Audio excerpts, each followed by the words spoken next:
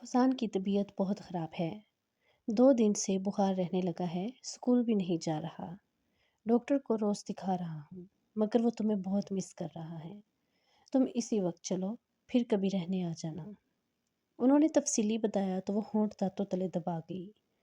فوزان سے دور رہنے کی خود ہی انہوں نے سزا تجویز کی تھی اور خود ہی اب اندر ہی اندر فوزان کی طبیعت کا سن کر پریشان بھی ہوئی اور کبھی بھی خود سے اتنے دن دور نہیں رہی تھی۔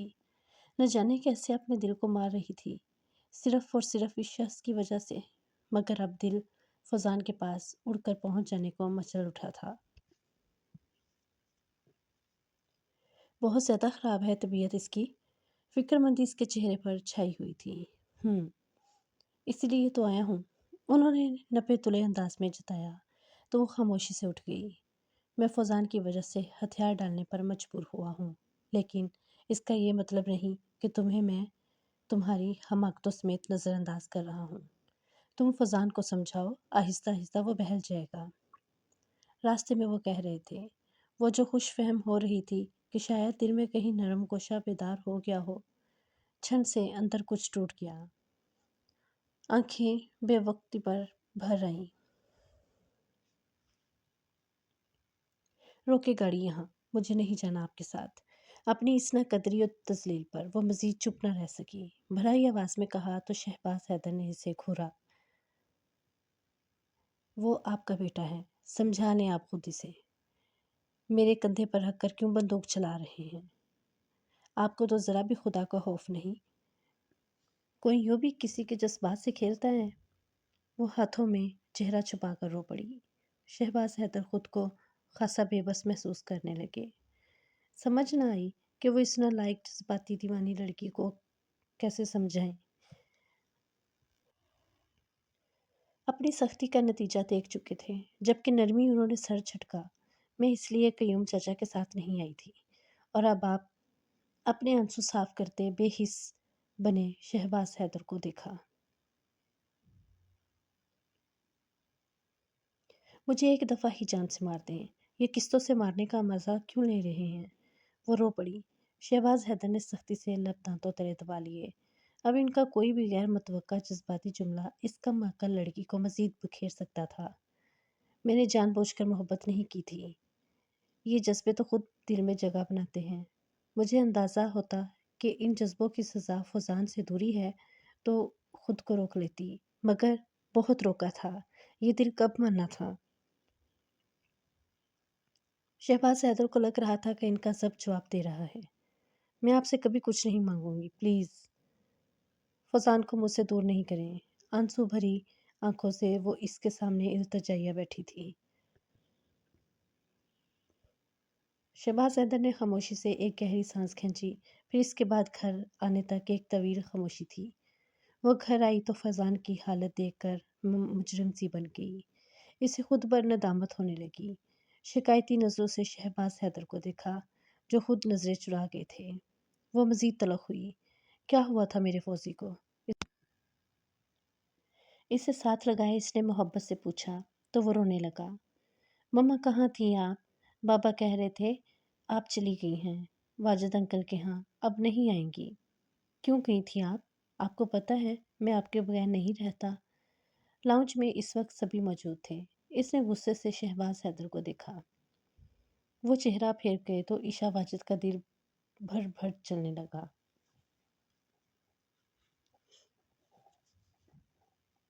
اب آ گئی ہوں نا، اب نہیں جاؤں گی۔ آپ تو میری جان ہو، اپنی فوزی کو چھوڑ کر میں کہیں جا سکتی ہوں؟ بس آپ جلدی سے ٹھیک ہو جاؤ۔ اس نے اس کے بالوں میں انگلیاں پھیرتے بہلایا تو وہ مسکرایا۔ میرے پاس ہمیشہ رہیں گی نا، کہیں نہیں جائیں گی نا؟ معصومیت ہی معصومیت تھی۔ عشا نے والہانہ پن سے اس کی پیشانی چومتے اسے گلے لگا لیا تھا۔ میری جان، میرا فوزی۔ لاؤنج میں موجود سبھی افراد اسے فوزان کے ساتھ فلرٹ کرتے دیکھ کر مسکرا رہے تھے۔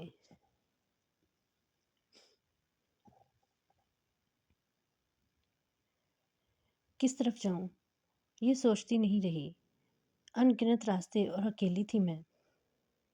بار بار آئے ایسے مراحل کہ جب تم میرے ساتھ تھے اور اکیلی تھی میں۔ فضان کی بیماری نے اسے ایک نکتہ سمجھا دیا تھا کہ شہباز حیدر چاہے اسے جتنا مرضی دھتکار لے، جتنے مرضی نفرت کا اظہار کر لیں، اپنے بیٹے کی وجہ سے اسے برداشت کرنے پر مجبور ہیں۔ اسی مجبوری نے اس کے اندر نئی توانائیاں بھر دی تھیں۔ شہباز حیدر کو یکسر نظر انداز کیے وہ ہر وقت فضان کی ذات میں الجھی رہتی تھی۔ شہباز حیدر تک پہنچنے کے لیے فضان وہ سیڑھی تھی جس کے ذریعے وہ بآسانی اپنی منزل پا سکتی تھی۔ انہی دنوں اس کے لیے ایک پرپوزل آیا تھا۔ دادا جان کے دوست کا بیٹا تھا، امریکہ سے ہائیلی کوالیفائڈ تھا۔ پاکستان میں ہی اسے کنسٹرکشن کمپنی میں اچھی خاصی پوسٹ پر کام کر رہا تھا۔ سب کو یہ پرپوزل بہت مناسب لگا تھا۔ وہ خاموشی سے سب دیکھتی رہی۔ ابھی تو وہ خود کو نئے سرے سے جوڑ رہی تھی اور اب یہ نئی مشقت دل کو بہت کچھ ہوا، مگر وہ لفظ سیے رہی۔ وہ لوگ آئے اور اسے دیکھ کر اوکے کر کے چلے گئے۔ انہیں عشا بہت پسند آئی تھی۔ وہ صورتحال اور اس قدر تیزی سے بدلتے دیکھ کر سن سی ہو گئی۔ وہ اس طوفان کو روکنا چاہتی تھی مگر کچھ نہ کر پا رہی تھی۔ اس رات فضان کے سونے کے بعد وہ ساری رات پریشانی سے ٹہلتی رہی مگر کچھ فیصلہ نہ ہوا۔ اگلے دن ان لوگوں کی طرف سے بلاوا بھی آ گیا کہ جب چاہیں رسماً آ جائیں۔ وہ مزید پریشان ہو گئی۔ 2-3 دن اسی پریشانی میں گزرے تھے۔ ادھر سے بھی چند لوگ جا کر دیکھ آئے تھے۔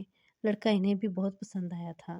تقریباً دونوں کی جانب سے ہی معاملہ سیٹ ہی تھا، بس رسم ہونا باقی تھی۔ شادی عشا کے MSc کے بعد فائنل تھی۔ وہ حالات کو اس قدر تیزی سے بدلتے دیکھ کر الجھ گئی۔ بہت سوچ سمجھ کر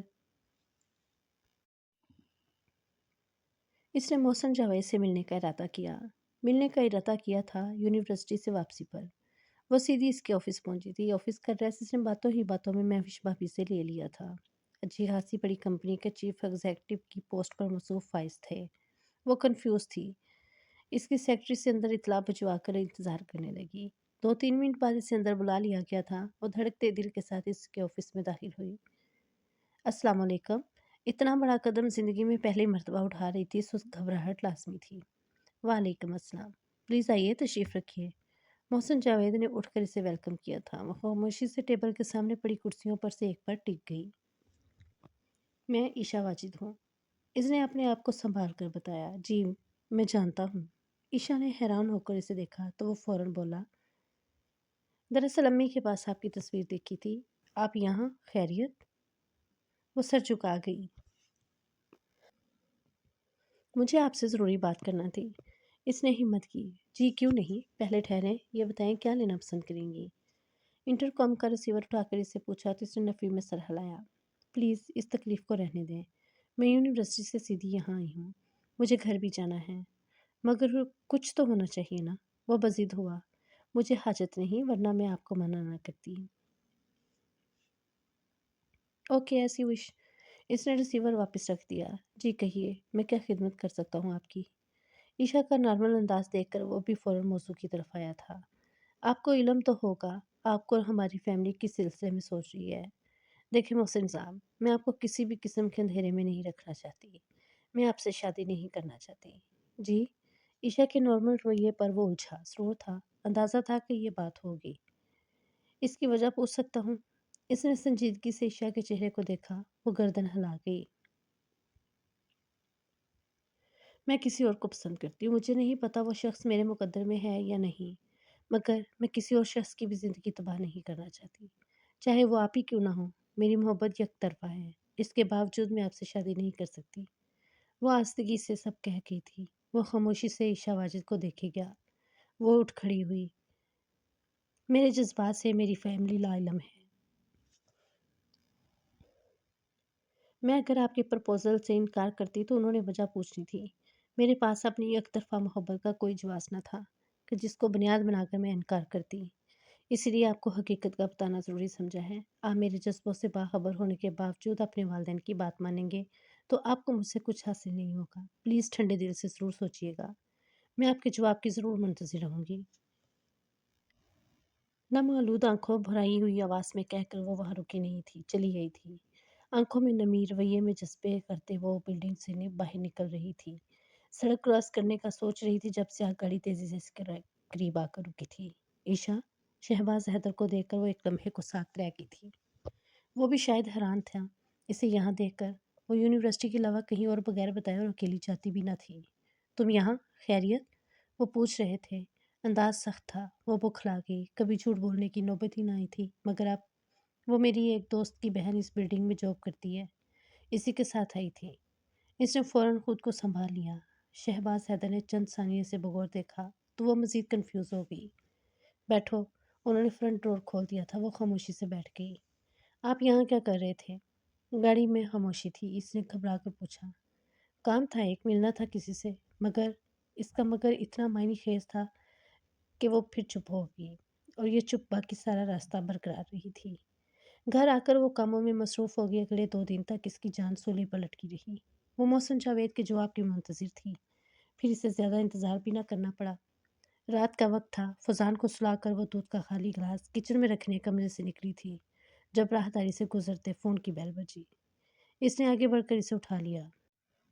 हेलो, ईशा है? दूसरी तरफ से कोई पूछ रहा था। जी बोल रही हूँ, मगर आप कौन? इसने हैरान होकर पूछा। थैंक गॉड आपने कॉल रिसीव की। मैं कल से कई बार आपका नंबर मिला चुका हूँ, मगर हर बार किसी और की आवाज़ सुनना पड़ती थी। मैं मोहसिन जावेद बात कर रहा हूँ। कैसी हैं आप? इंतहाई बेतकल्लफ़ी से कहा जा रहा था। ईशा ने एक गहरी सांस खींची। ठीक हूँ, आप सुनाएं? अल्हम्दुलिल्लाह। ईशा, आपने मुझे फ़ैसला करने में मदद दी है। आपका शुक्रिया अदा करना चाहता था। वो कह रहा था। वो चूंकि हैरत भी हुई। मगर क्यों? मैं भी आपसे शादी नहीं करना चाहता था। दरअसल मेरी किसी और से कमिटमेंट है। घरेलू चपलिश की वजह से अम्मी अब्बू नहीं मान रहे थे। फिर आपकी तरफ से सिलसिला चल निकला। मैंने हर मुमकिन कोशिश की। बाद में हथियार डाल दिए थे। इस दिन आपकी बातों ने मुझे हौसला दिया, गैरत दिलाई कि आप लड़की होकर अपने लिए कोशिश कर रही हैं और मैं मर्द होकर वालिदैन को नहीं मना सकता। बस घर जाकर मैंने हर वो हरबा इस्तेमाल किया जिससे अम्मी अब्बू मान सकते थे। कल वो लोग आपके यहाँ इनकार करने आएंगे। Thank you so much Mohsin साहब। इसकी आवाज़ भर आ गई। कोई बात नहीं। क्या मैं पूछ सकता हूँ कि वो खुश नसीब जिसके लिए आप स्टैंड ले रही हैं कौन है? क्या करेंगे आप जानकर? वो खुद अजियती से मुस्कुराई। एक तरफा जज्बात में जिनका फरीक सानी पर कोई असर नहीं और शायद सारी ज़िंदगी भी ना हो। बस मैं अपने साथ सिंसियर रहना चाहती हूँ ताकि मुझे कोई मलाल ना रहे कि डूबने से पहले मैंने हाथ पाँव नहीं मारे। इसका लहजा खुद बहुत अजरदा हो गया। Very sad. मेरी दुआएं आपके साथ हैं। किसी भी किस्म की मदद की सूरत में मुझे कह सकती हैं। वो पूरे खलूस से कह रहा था। वो हंसती। शुक्रिया। वो मुस्कुराई। फिर वो 2-3 बातें मज़ीद की। फिर फ़ोन बंद करके वो किचन में गिलास रखकर वापस लौटी तो कॉरिडोर से गुजरते इसकी लाउंज में बैठे शहबाज हैदर पर निगाह पड़ी। वो टीवी देख रहे थे। उन्होंने भी पलट कर देखा तो वो तेज़ी से अपने कमरे की तरफ भागी। न जाने किस ख्याल से दिल तेज़ी से धड़कने लगा था।